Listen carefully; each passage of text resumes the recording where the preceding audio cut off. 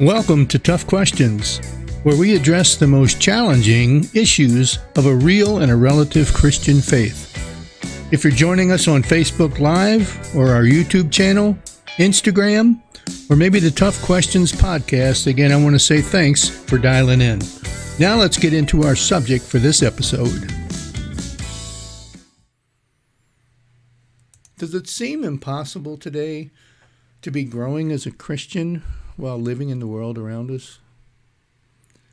Are there way too many influences out there or distractions that take us off course?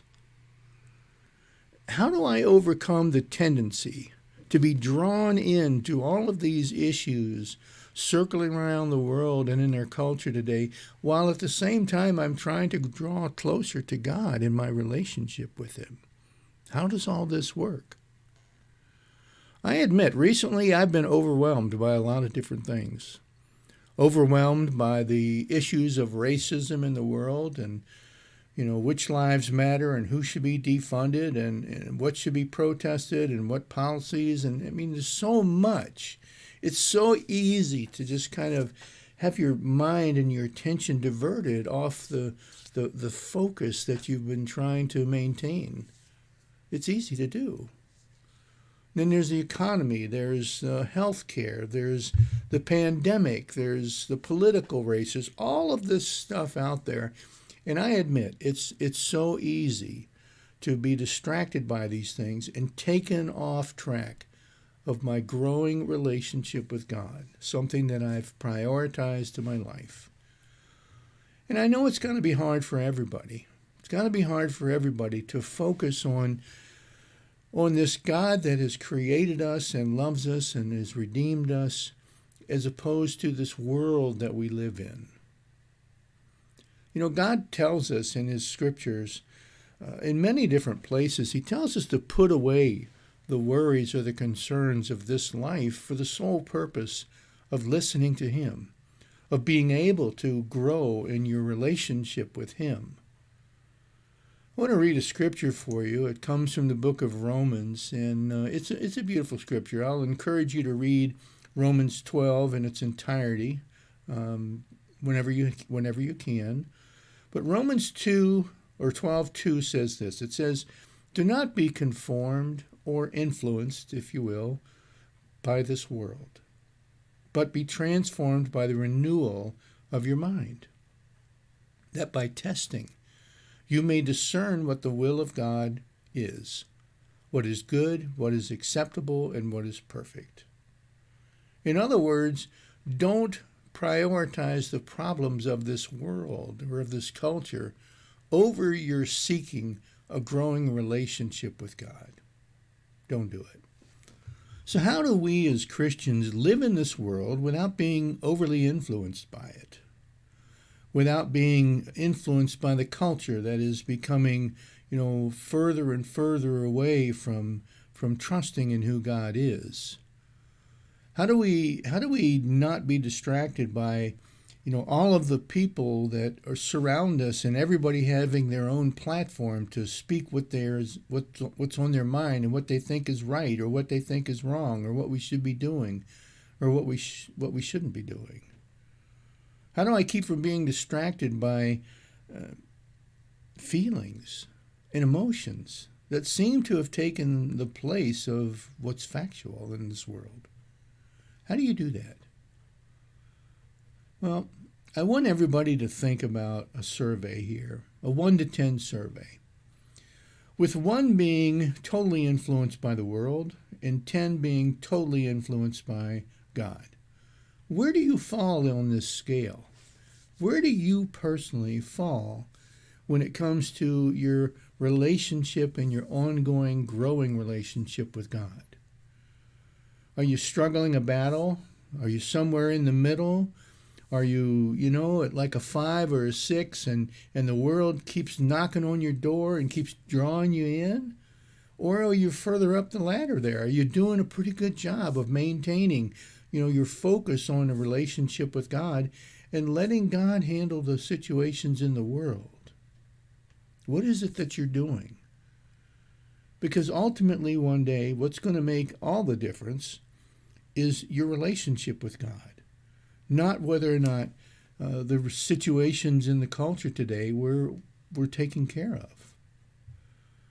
What are you under the influence of? Is it the racism? Is it the politics? Is it the social justice issues?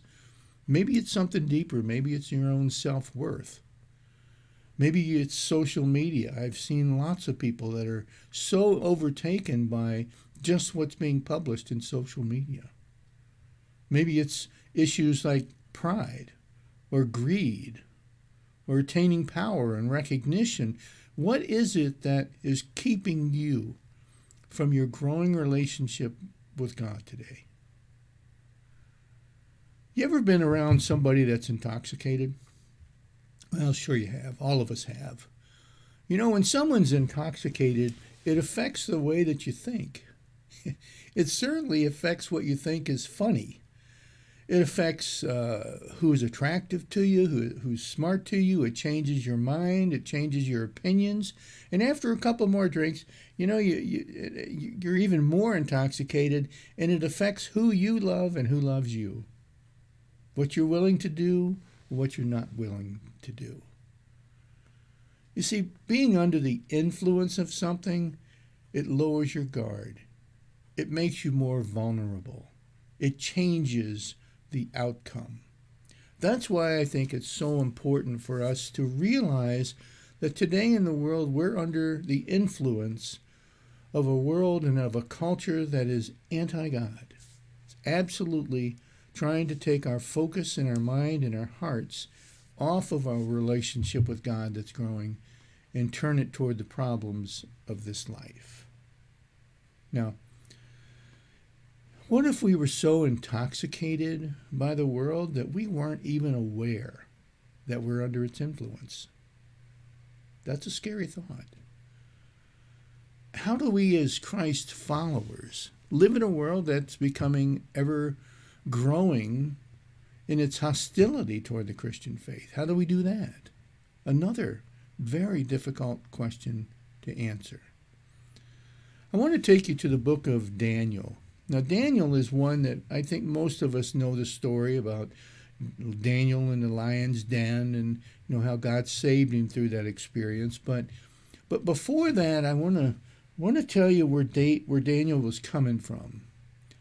You see, Daniel was raised as a follower of the God of Abraham. He followed God and he prayed to God and he was growing in his relationship with God and he did everything he could to be a God follower. Well, what happens is Babylon comes in and they destroy Jerusalem and they take over Jerusalem. And the king of Babylon had ordered that when they're in Jerusalem, find the best of the best people and bring them back to Babylon so that they can be indoctrinated or influenced by the Babylonian culture, change who these people are so that later they can serve in the king's palace. That's what was going on. So Daniel and some of his friends are picked out to be those people. In Daniel chapter 1, we read these words. It says, "Then the king ordered Ashpenaz, the chief of his court officials, to bring into the king's service some of the Israelites from the royal family and nobility, young men without any physical defects, that were handsome, showing aptitude for every kind of learning, well-informed, quick to understand, and qualified to serve in the king's palace." It goes on to talk about how they were to be taught the Babylonian language, the Babylonian culture. They were ordered to drink the wine from the king's table and eat the same foods that the king was eating. And after a 3-year period, they should be in a position to where they can serve the king in his palace. Well, this indoctrination that they were going through, this influence that was being forced on them, it was a change of their education.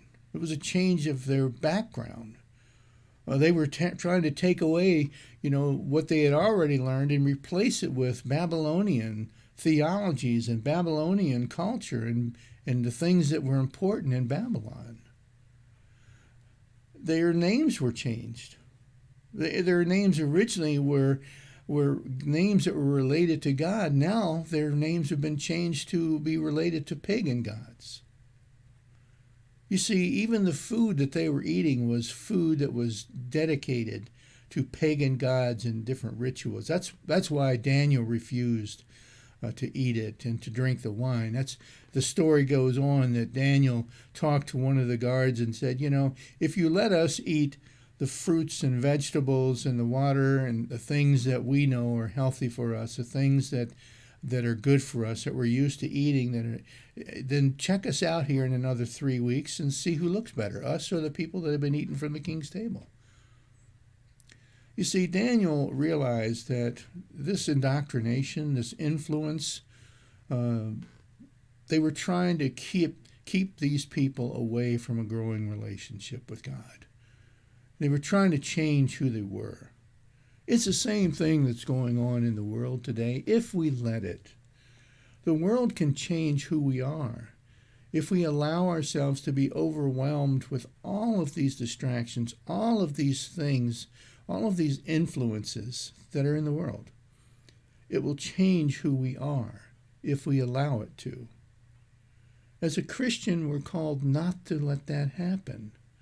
As a Christian, we're called to keep our focus in our mind, in our goals, set on God and on that growing relationship with God.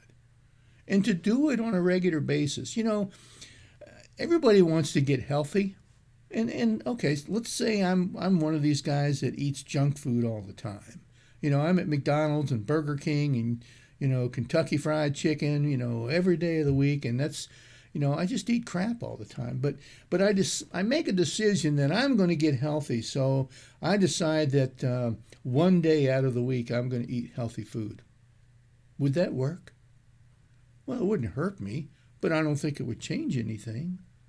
That's why it has to be a consistent effort to put aside these influences and the distractions of the world that take us away from following the pursuit of a relationship with God. Think about in your own life. Think about, the relationships that you have with people. Your loved ones, your spouse, your family. All the people that you care about the most. What if you really only spent some quality time with those individuals, for an hour or a couple hours a week? How deep would your relationship be? Probably not very deep. The same thing when it comes to God. I know people that believe that their Christian walk is simply going to church for an hour on Sunday morning and then they're good. Well, as you can imagine, the level of faith that they have is very shallow. If they were Peter stepping out of the boat, they would have plunged right into the water too. You see, that was part of Peter's issue, was his faith in who Jesus was not quite deep enough. It was not quite solidified in his heart. He was so distracted and influenced by what was happening around him in the water and in the storm and in all the yelling and screaming from the boat and you name it. He took his eyes off of Christ.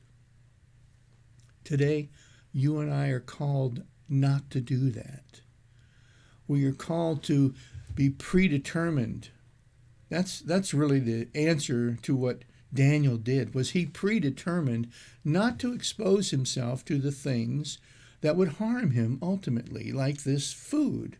He knew that if I ate all of this food, number one, it wouldn't be very healthy for me, and number two, it would dishonor God that he was seeking to have a relationship, a growing relationship with, because the food had been dedicated to the idols and pagan worship.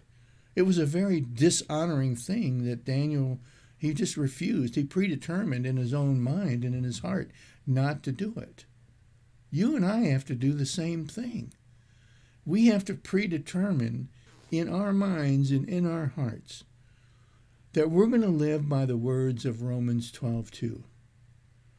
To not be conformed or influenced by this world or by this culture or by the distractions around us, but to be transformed by the renewing of our minds and of our hearts, so that we might know the truth. And it says that by testing we may be able to discern what is the will of God, which we know is good, it's acceptable, and it's perfect. What else could we ask for?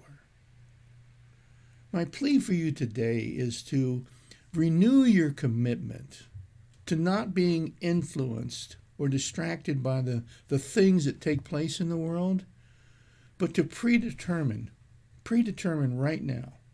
If you've never done it, predetermine right now that I'm going to follow God before I follow anything else. Now, that doesn't mean we're not part of the world and we're not directed to influence the world in godly ways. We are. But we're not to be overwhelmed with the things that are happening around us, so much so that they take us off course in our relationship building with God. Thanks, and God bless. Take care.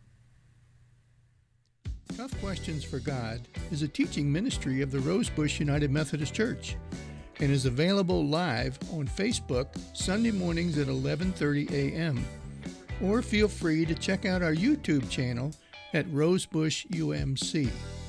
If you like podcasts, check us out on Spotify, Apple Podcasts, or even Listen Notes. All of these different resources are available on the two websites that are listed here. Also on Mondays, a weekly devotion is posted using the same media, so check it out. If you are into blogging, check out the Tough Questions for God blog at the website that is listed here for you. As always, God bless, have a great week, and thanks for dialing in.